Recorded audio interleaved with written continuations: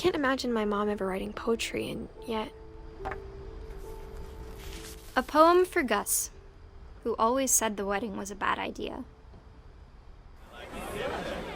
Our father never hit us kids, at least not very hard, before the day my brother said with teenage disregard that he'd be dead before he'd see a wedding in our yard.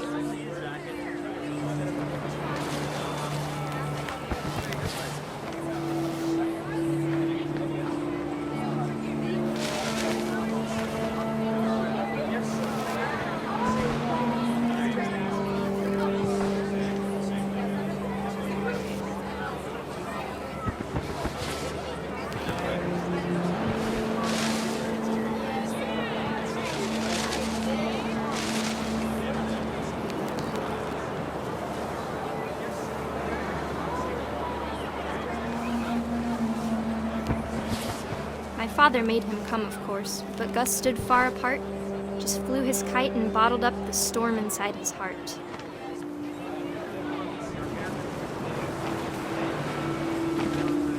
I tried to talk him out of it, but though he'd never met her, "We don't need a stepmom," were the words that I now remembered. pronounce you husband and wife. You may kiss the bride.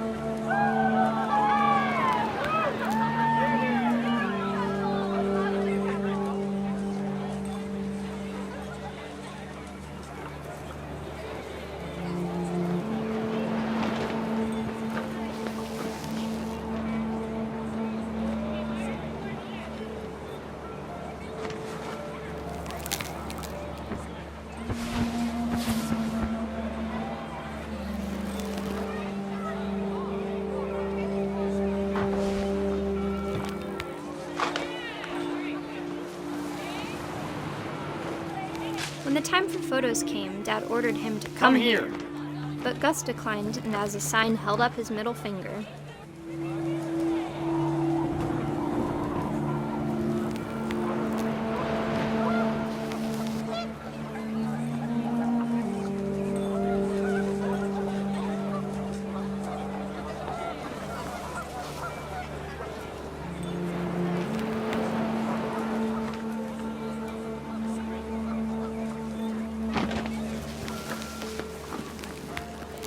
The wind picked up, and panicked geese appeared and quickly went. But all the humans did that day was go inside the tent.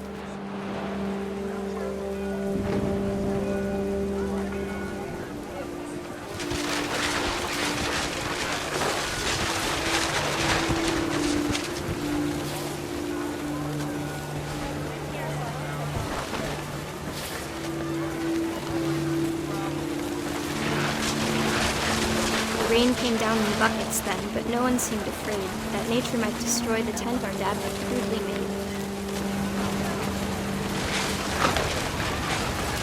The thunder sounded much too close and full of angry power, but all my father said to this was, "Make the music louder."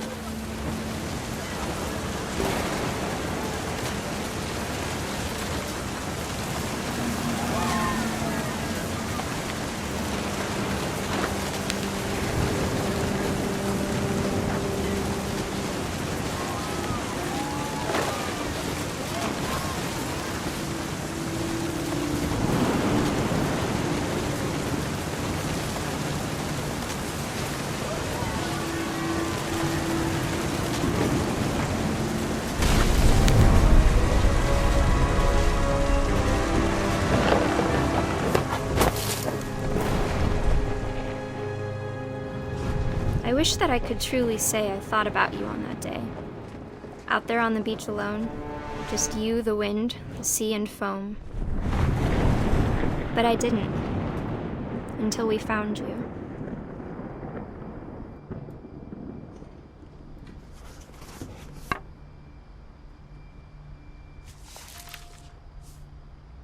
She never talked about him, but Mom told me once if I was a boy, they were going to name me Gus.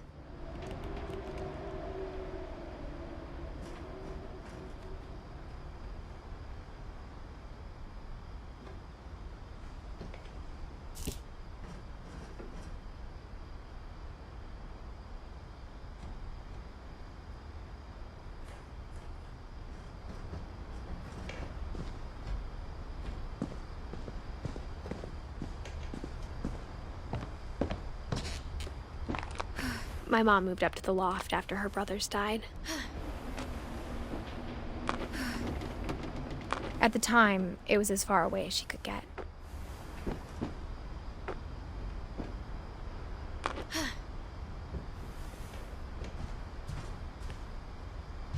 She spent a summer building houses in Calcutta, where she met my dad, Sanjay.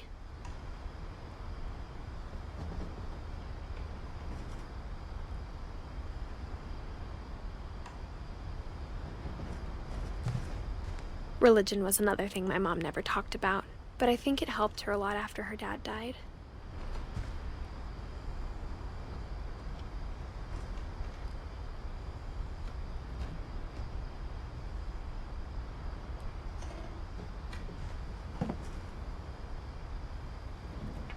My mom moved to India a week after graduation and got a job teaching English.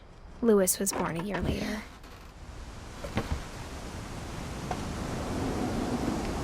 When my dad died, I don't think Mom knew where else to go.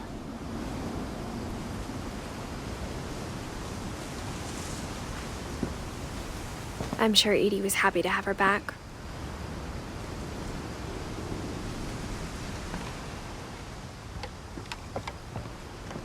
The house had to get a little bigger, but Edie was used to that.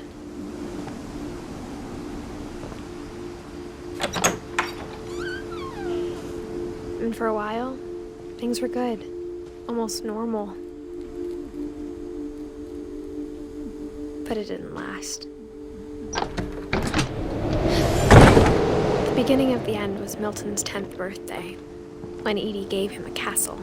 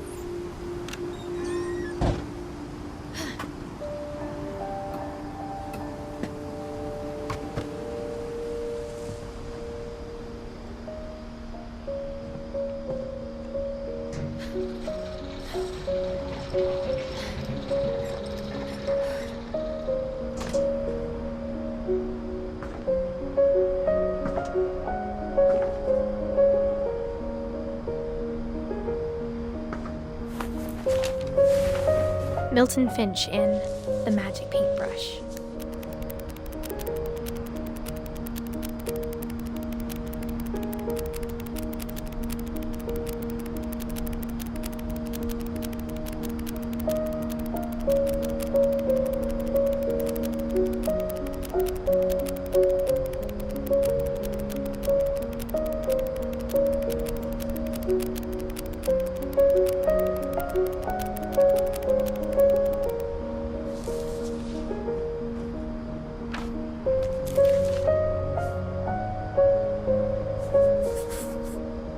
I was 4 when Milton disappeared.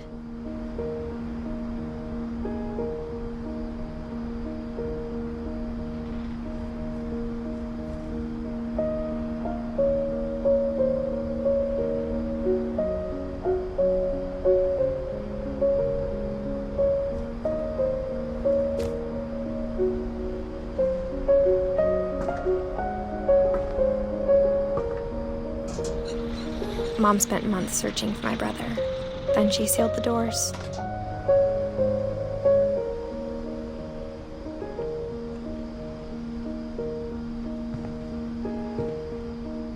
Whatever Milton had found in the house, Mom didn't want it getting out.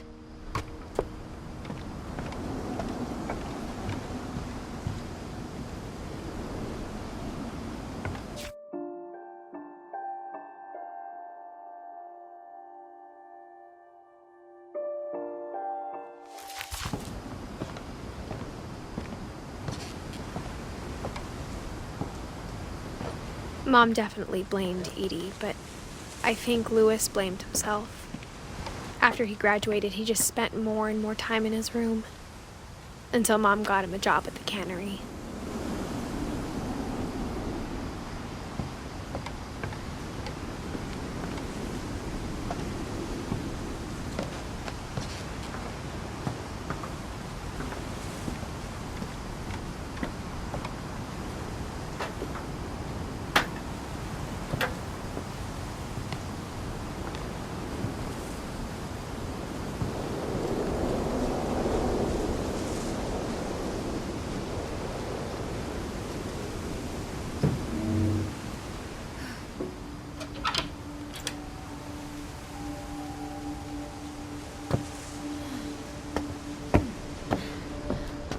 Louis's room smelled very, very familiar. That part of him lived on.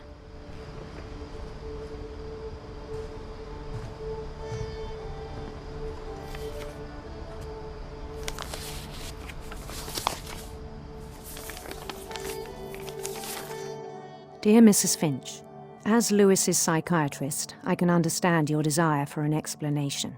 As I see it, the trouble began in January, shortly after we convinced your son to seek treatment for substance abuse. Newly sober, I believe Louis first noticed the monotony of his daily life.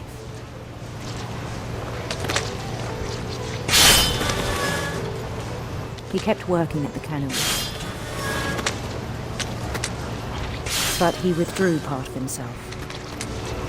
In our sessions, I saw the same behavior. His mind began to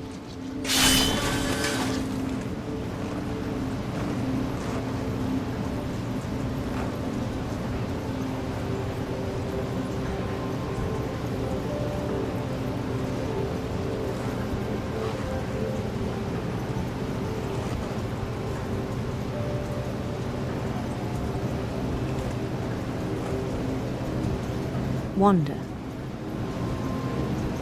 I asked him to describe it. He said he started small, imagining a labyrinth. He'd feel his way about, then something new. Bats and toads.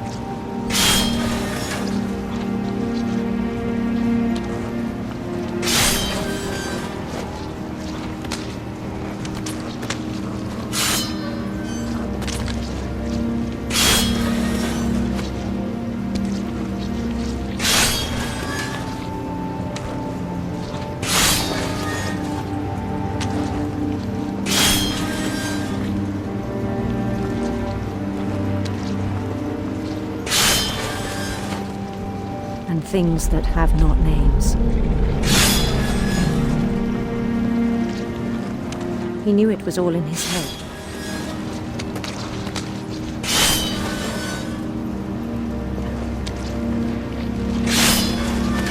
But he took it very seriously. I had hoped he'd find himself.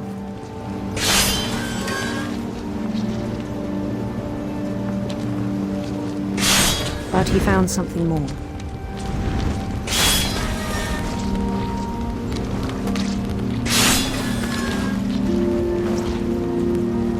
I worried about him then. Daydreaming at the cannery.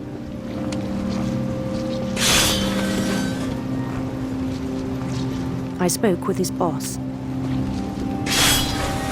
But he said Lewis had become a model employee. Methodical, tireless, focused. Like a whole new Lewis. So I let him go on.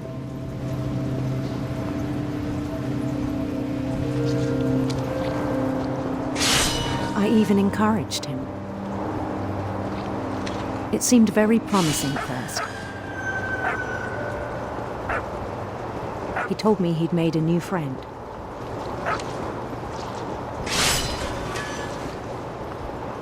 On the edge of a city he named Lewis Topia. He built the city up slowly, brick by brick. Then he made musicians.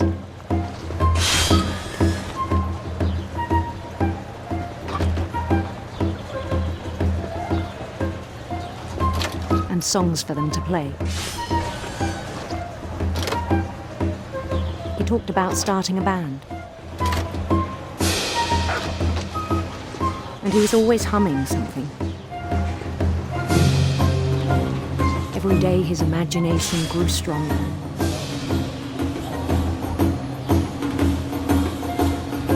He no longer spoke at the cannery. But his chopping was as reliable as ever. Then one day it struck him that all the cheering crowds, even the stones under his feet, were all in his imagination. So he could do whatever he wished.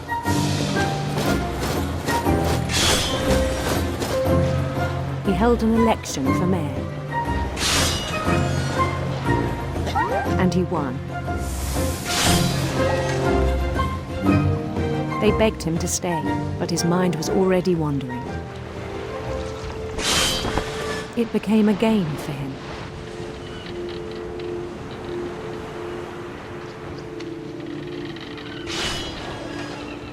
He'd conquer a city, then immediately push on. New Louisville.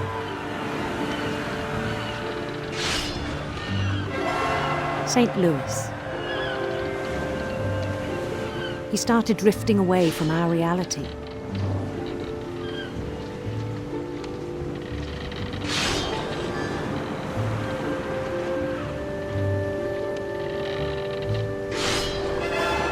Minneapolis, until one day he forgot to go home from the cannery. Even as his mother pleaded with him, part of Lewis kept sailing on.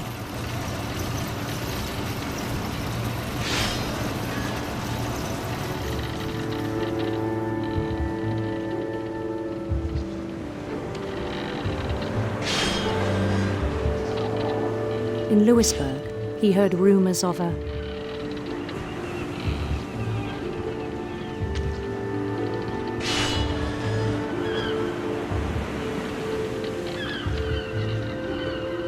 beautiful prince.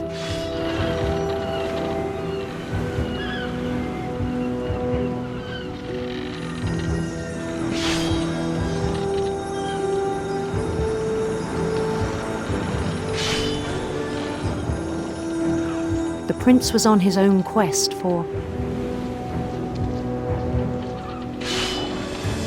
sinister serpents.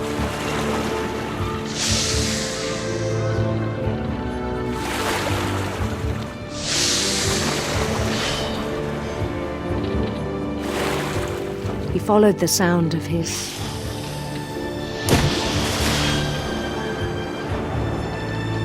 silver harp.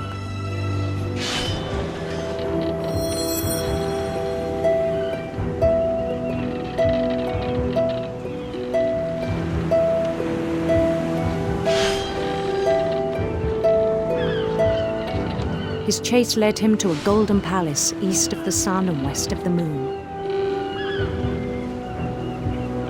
Even then, his logic remained sound.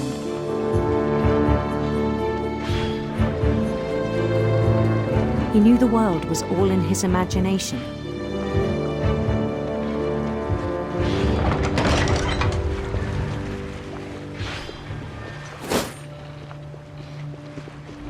But he was so proud of having created it.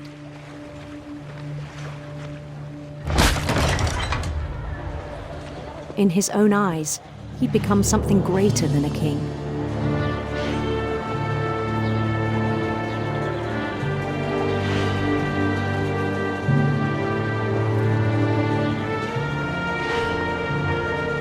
For someone who'd never known success in the real world, I think it was overwhelming.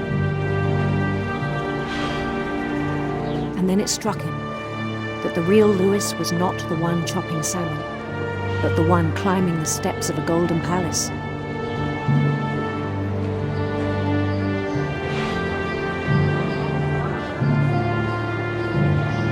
My imagination is as real as my body, he told me. It was hard to argue with him.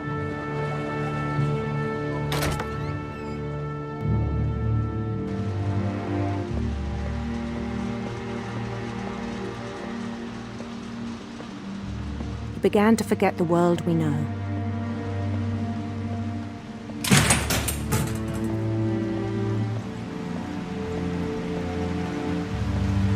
I think it pained him to remember Lewis, the cannery worker.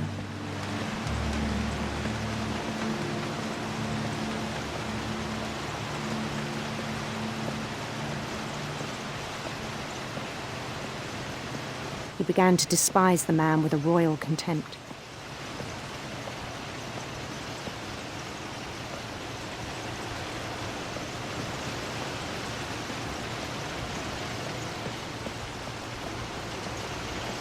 I still thought I could save him. Even after he said he was being crowned king over all the lands of wonder. The palace would be packed with his companions.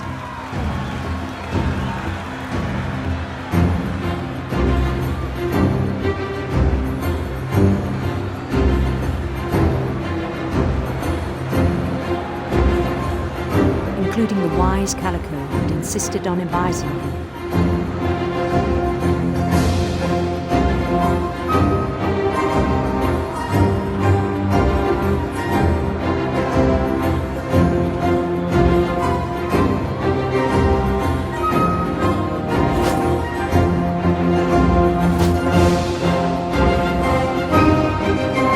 His prince waited, holding his crown.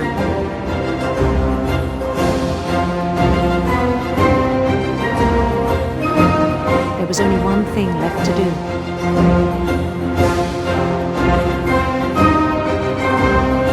Bend down his head.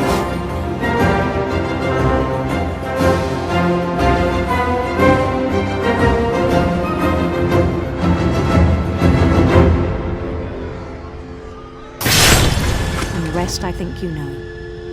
Mrs. Finch, your son was a kind man who will be missed by all of us who knew him.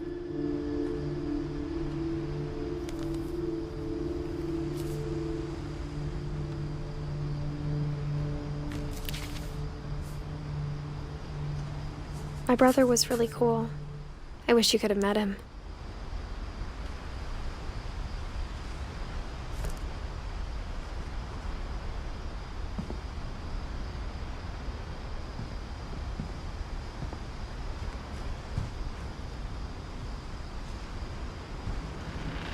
Lewis and I spent a lot of time playing games together, but he was surprisingly bad at them.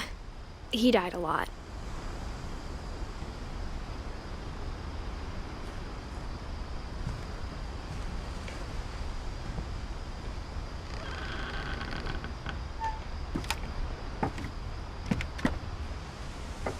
On the way back from Lewis's funeral, my mom told me to start packing.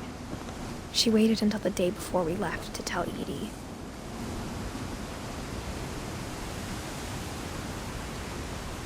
I'm not sure if she wanted to make it easier or harder.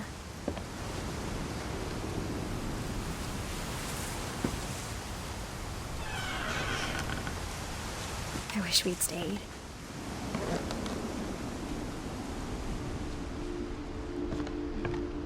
But I understand why we left.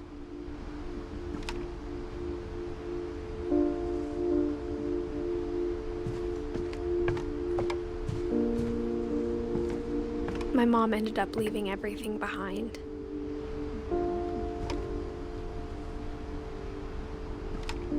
What happened that night had been coming for a long time.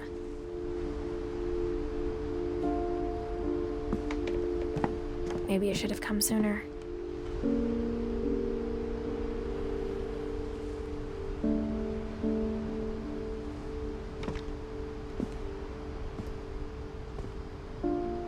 But it had to end one way or another. All that's left now is to tell you about that last night.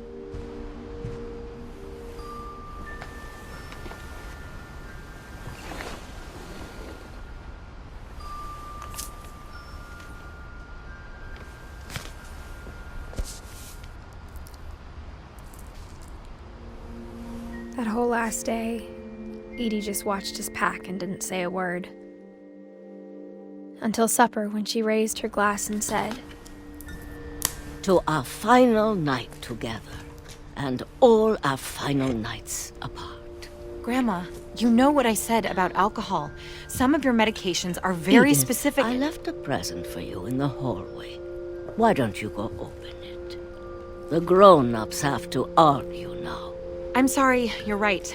We're all leaving tomorrow. Let's just enjoy our last... I'm not leaving.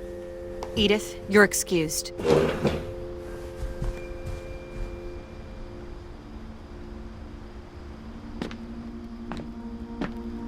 The power had been shut off that morning, but Edie always had plenty of candles.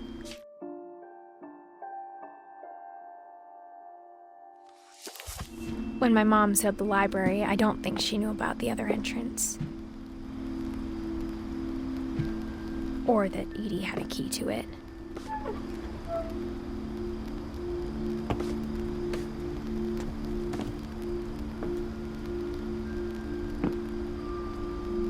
That thing you're afraid of isn't going to end when you leave the house. Edith has a right to know these stories.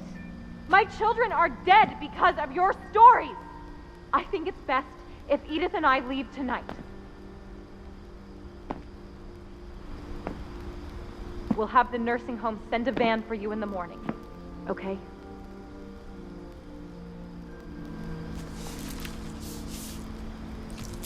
Dear Edith, there's so many stories I wish I could tell you, but there's only time for one.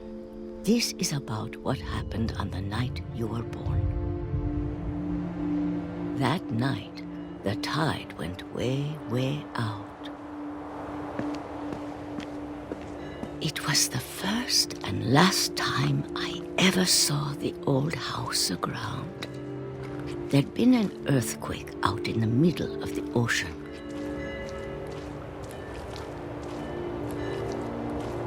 They called it the lowest tide in 1,000 years. God, it smelled awful.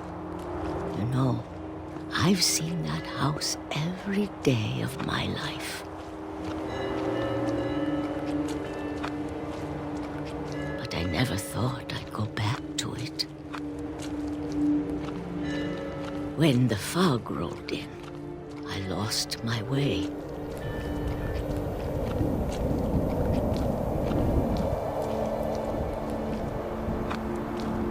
I got turned around.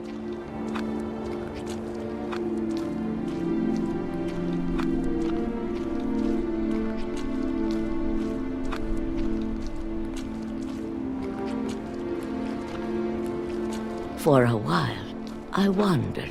I started seeing things.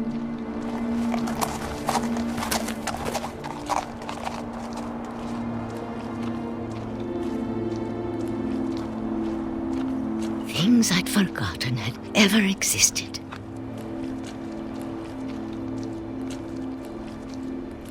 But when I saw them, they felt like old friends. That night, a lot of things came back to me. Or maybe I came back to them.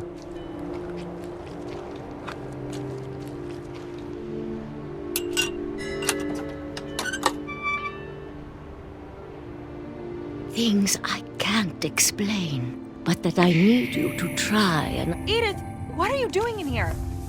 It's mine. Edith! Mom, you're gonna rip it! Let go! I kicked and screamed, but Mom dragged me to the car. I never saw Great-Grandma Edie again.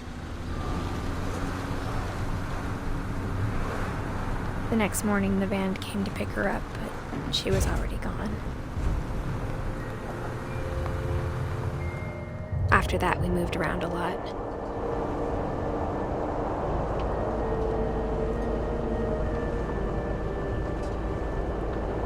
We both tried to make the best of it.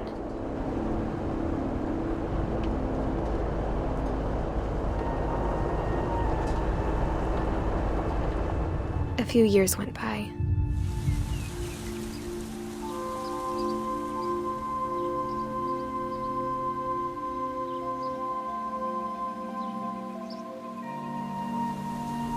My mom didn't like to talk about it, but she started getting sick a lot. The rest happened pretty quickly.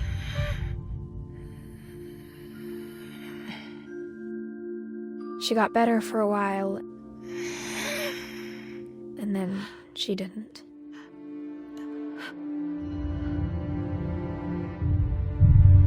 And then I was alone. The last Finch left alive.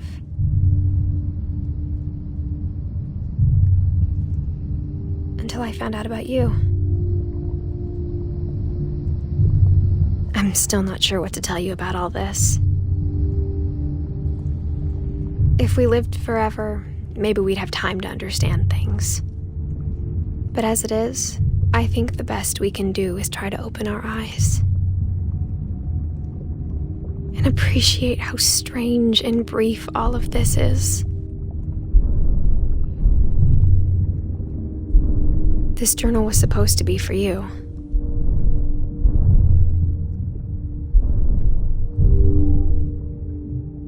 But now I hope you'll never see it. I just want to meet you and tell you all these stories myself.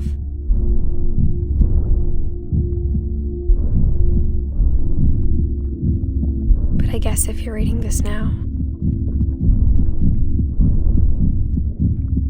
things didn't work out that way.